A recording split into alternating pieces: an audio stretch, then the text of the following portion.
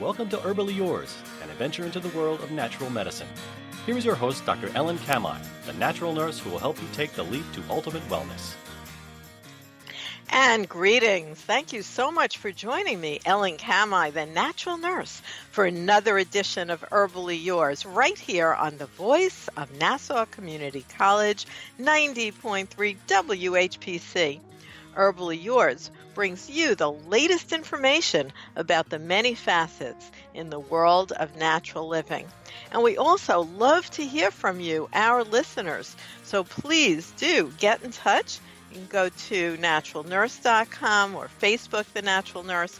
And if you go to calendar, you'll see all the events that we have both on ground, in person, and online that you can attend. And we have so many Herbally Yours listeners joining us. We'd love you to do that as well. Today, we're so happy to have as our guest Dr. Stephen Schimpff. He is a medical doctor and an internist, professor of medicine and public health, and was the CEO of the University of Maryland Medical Center. Dr. Stephen has written 5 books for the general audience, as well as many professional papers, and his books include The Future of Medicine, Megatrends in Healthcare, and that book was groundbreaking when it came out.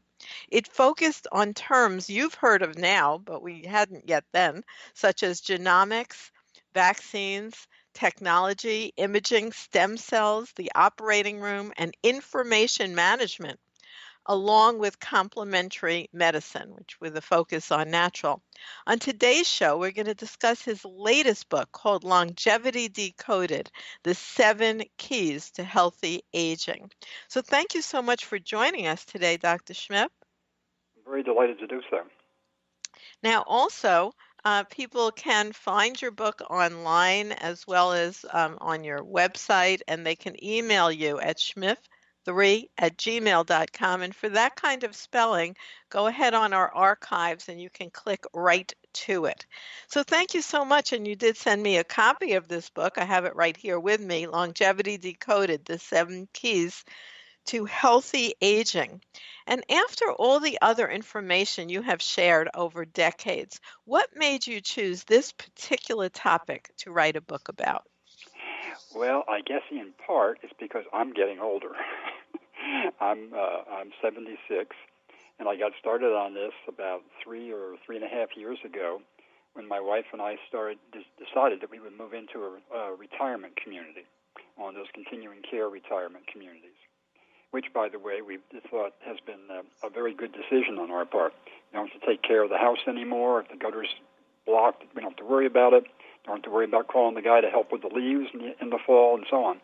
Anyway, so we made that move, and fairly quickly I got asked if, why do we age, and is there anything we can do to slow the process down? So I decided that was a pretty good question, and I would do some research. So I interviewed people all across the country and went to seminars and lectures, read articles and so on, and then put it together as the book that you've got in front of you. Well, that's a good reason.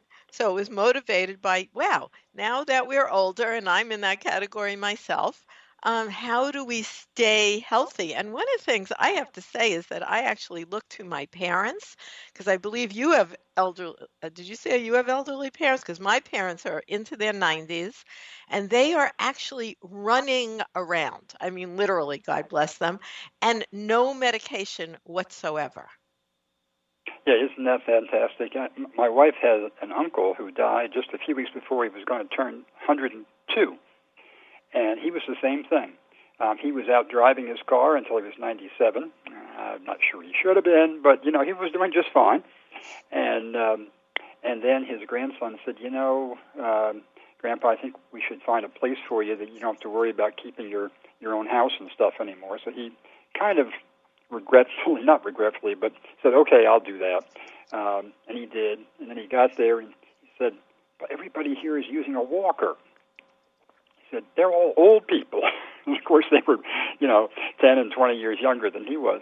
But he did just fine until, just before he died. And doesn't that have, doctor, a specific term like compressed aging or something like that? Like you're fine, fine, fine, fine, get sick, die.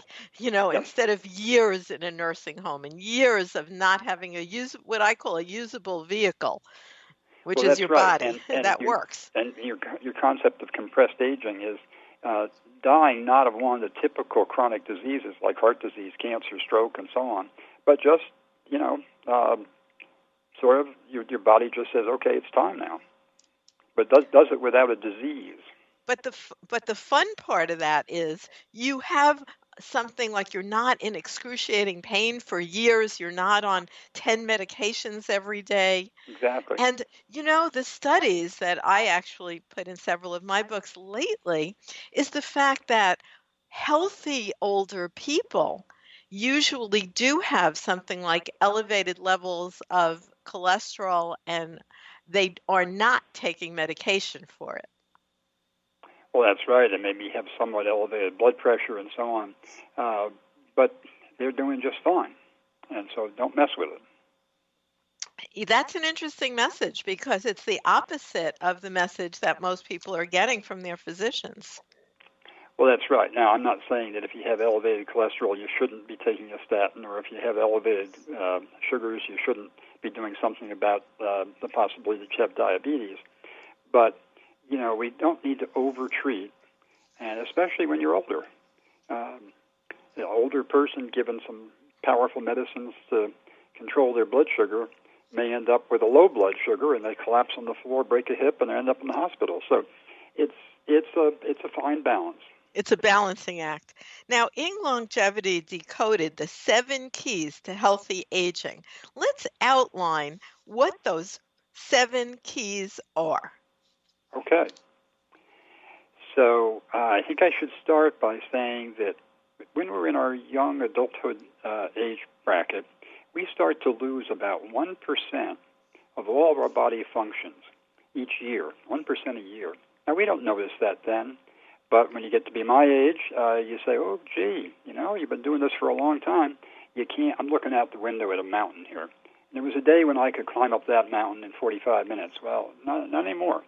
I'm in pretty good shape, but I can't do that right now. Anyway, so we lose these functions slowly. You don't notice it, and then finally you begin to notice it. The thing about the 7 keys is that using them, you can actually slow that process down. And if you start it early enough in life, it's going to have a big impact because it's going to, just like compound interest, it's going to compound over time. So anyway, the 7 keys are what we eat, of course, how we move, exercise, how we deal with our stresses. We can't just avoid stress. We have to deal with it. Do we get enough sleep, good sleep? Do we totally avoid tobacco? And then those 5 are for all of our body. And then our brains need those 5, but they also need intellectual challenges because, like any other organ, it's use it or lose it. And as people, we need social interaction, social engagement. So those are the 7 keys. Well, I do want to remind our listeners that you're listening to Herbally Yours on the voice of Nassau Community College, 90.3 WHPC. I'm Ellen Kamai, the natural nurse, and my guest today is medical doctor Stephen Schimpff, and we're talking about his newest book called Longevity Decoded, the 7 Keys to Healthy Aging. So, those are interesting because actually research backs that up. Now, I didn't hear you say something like necessarily taking vitamin pills. Well, I would say that those are supplements, and a supplement should be just that, a supplement. And I take a vitamin pill, by the way, take a multivite, and I take some vitamin D because most of us don't get enough sunshine because we want to protect our skin from too much sun to prevent skin cancer. And besides, living in a temperate climate, often there's not enough sunlight outside. Anyway, so I take some supplements. But I think the point is it should supplement, not replace. So we need to eat the right diet. And if we can look at what do we need to add to it to supplement it. Yeah, in longevity, there was a very interesting study done. It was done at a community that you live in and that I live in, because I live in Century Village in Florida, which is definitely a retirement community. And one of the things that I found really interesting was that some things that really showed up as being supportive in a longitudinal study that was done over a 20-year period of people who aged living in a community similar to where you and I are. Certain things really shown in terms of supporting longevity, some of which you mentioned in the 7 keys. And certainly, social interactions was very, very big. But another common factor that was interesting is that those people who drank 2 alcoholic beverages a day did better than teetotalers. Yes, and there's quite a bit of evidence that says some level of alcohol is healthy. Don't overdo it, but it's better than none. But then there's not something else about that alcohol you just said. If you're doing it by yourself in the quiet of your own, just by you, that's one thing. But it's much different if you're in a social setting and you're having a glass of wine with friends. You're kind of accomplishing a number of things at once, that social interaction. And so, it's hard to know, is it just the glass of wine, or is it the social interaction, or is it a combination of the two? I think it's probably a combination of the two. I definitely agree, because with those parents of mine, God bless them, who I mentioned earlier, they have a happy hour every day at 5 o'clock. And they invite all new people, like young people that they just met on the beach, I don't know who. And they have a rule that you're not allowed to talk about your doctor visits and your aches and pains at happy hour. You're allowed to tell dirty jokes. They like that. But in other words, it's just what you said. And I always feel that, they don't drink a lot, maybe 2 drinks, but it has to do with that taking that moment in the day, and younger people can do this too. Maybe it's meditation, maybe it's something else, but there's turning off the day and decreasing stress in that moment that exactly. I think is linked to it. I think you're right on. Now, also, you're talking about that we really can't do anything. As we age, we're going to begin, losing some of this capacity. But there are certainly things that we can do to really decrease the negative effects of all that. So we're going to take a little break right here, and then we'll come back and discuss them. So you are listening to Herbally Yours on the voice of Nassau Community College, 90.3 WHPC. Listen live online at nccradio.org or on iHeartRadio, and we're so excited to be on iHeartRadio. For more information on today's guest or topic, email us at whpc@ncc.edu. Stay tuned. Herbally Yours will be right back. Hi, we're the Goo Goo Dolls. We're fortunate that we can give our daughters everything they need to grow and learn. But not every child can focus on classes and play dates. Nearly 13 million kids in the U.S. face hunger. That's 1 in 6. School lunch might be their only meal each day, and it's heartbreaking to imagine any child going to bed hungry. We're dreaming of a perfect day when kids can smile, play, and just be kids without worrying about where their next meal will come from. Feeding America is working to make that perfect day a reality. Each year, the Feeding America network of food banks rescues billions of pounds of good food that would have gone to waste. That food is given to families and children in need. Being a kid should be about doing things that make an ordinary day extraordinary. Learning to play an instrument, building a sandcastle, hosting tea parties. Hunger should never be an obstacle to growing up. You can help end childhood hunger in your community by visiting feedingamerica.org. Brought to you by Feeding America and the Ad Council.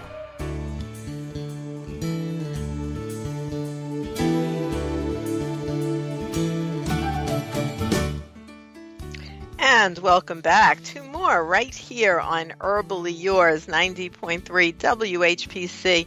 We are talking to our guest today, Dr. Stephen Schimpff, and he's a medical doctor. We'll call him Dr. Stephen. And Dr. Stephen, let's go back in time a little bit, because in your book, The Future of Medicine, you really released what was at the time groundbreaking information on things that are very, very big now. For instance, genomics, what is that? and stem cell technology. That was the first I ever really delved into.